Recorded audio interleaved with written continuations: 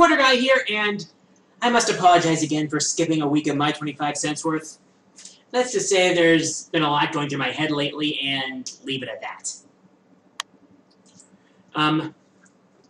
First off, I'd like to first address the reaction to Top 15 Worst Mavericks. So far, it's been overwhelmingly positive. Thank you for that. Yeah, it's like anything, actually. As I was recording my lines for that countdown, I actually felt myself becoming angrier and angrier. I guess that's what contributed to the overarching humor of the list. That being said, I've gotten quite a few comments in the video requesting that I do the opposite, Top 15 Favorite Mavericks. I've actually got candidates for that lined up, though not ordered in any way just yet. But since next month is, after all, January, start of a new year, I'd like to ask, what would you rather see in January?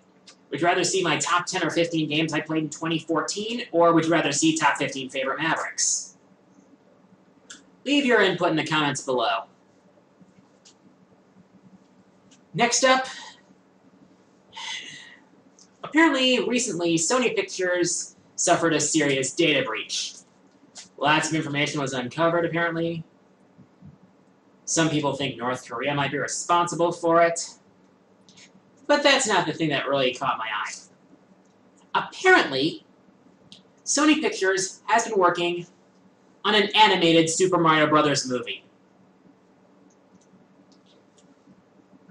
Now, if you saw part 1 of my top 20 Mario Kart tracks collab with Maverick Hunter 075, if you haven't, just in case you haven't, I'm leaving an annotation link below, or rather, a link in the description. One or the other. Maybe both. You might know that I actually found that that crappy Super Mario Bros. Live-action movie to be entertaining when I was a kid. Like I said, I was young and stupid. But I think this one could possibly have potential. For one thing, it's animated, and we've seen a few animated movies based on video games turn out to be, at the very least, decent. Yes, I liked Final Fantasy VII Advent Children, and we already know there's going to be a Ratchet and Clank movie that looks promising. But please, Sony Pictures, if you go through with this, please get Charles Martinet involved. I mean, we all know that Charles Martinet is the voice of Mario, among other characters in the Mario franchise, and to see a Mario movie done without him would be an injustice.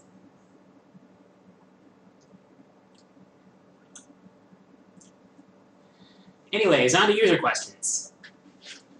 Reminder, if you want to send me a question, go to my channel, click the About tab, click Send Message. First question today comes from Luke Johnston, who asks, who is your favorite incarnation of Zelda? Two of them come to mind.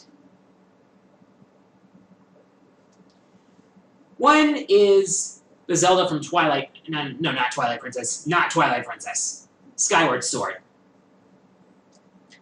In The Legend of Zelda Skyward Sword, Zelda was more than just a damsel in distress. There was an active relationship going on between Link and Zelda, and it made like, for me at least, it made me actually care about Zelda and actually wanting to rescue her beyond simply being the damsel in distress.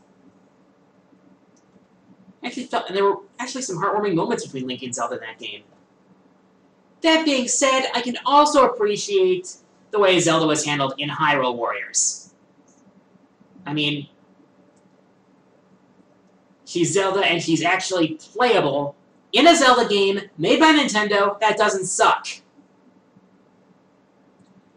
I mean, and the way she handles in the game is actually pretty good. I mean, she's great with a rapier, she's great with the baton.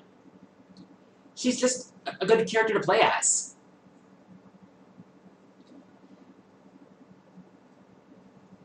I do wish that Link and Zelda could work together in an actual main series Zelda game. Though, sadly, the Zelda shown off at the Game Awards, the Legend of Zelda game shown off at the Game Awards probably won't have it.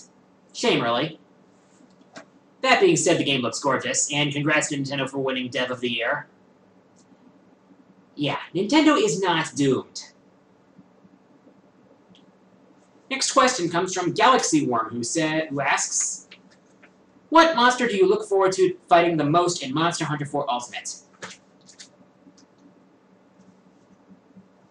Yeah, apparently there is a monster in the game that will even dwarf the Gen Moran. That would be the Daramadura. I mean, it looks absolutely massive. And I can just tell that's going to be the kind of monster that you're going to need 4 people to take down. After all, you don't have a dragon ship for that. And considering you needed a dragon ship for the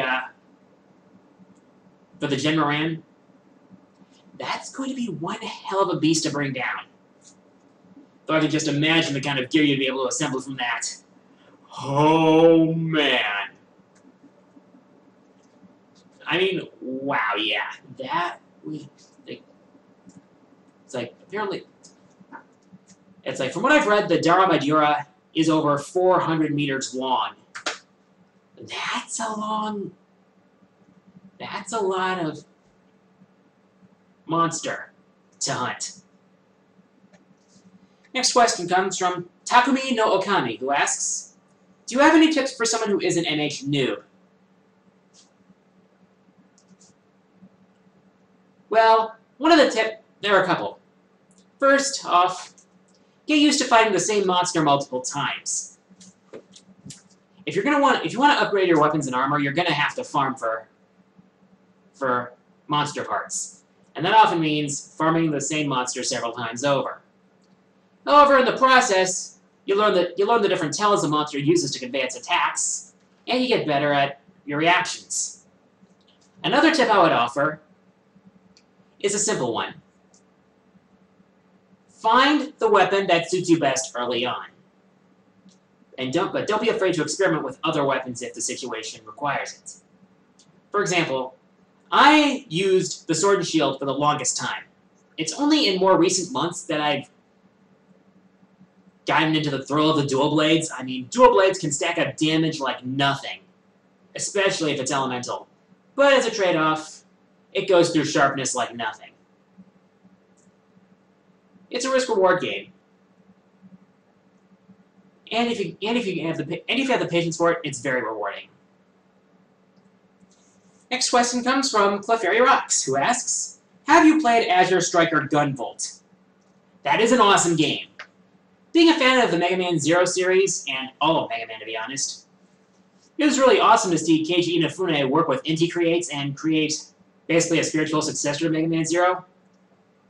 I like Gunvolt as a character, I like the overarching plot.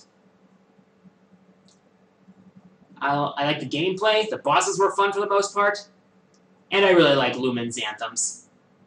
They're awesome. Don't judge me! Final question comes from Randezel127, who asks, is there a video game series that you actually see working as a movie? There are quite a few. Just make sure they're animated.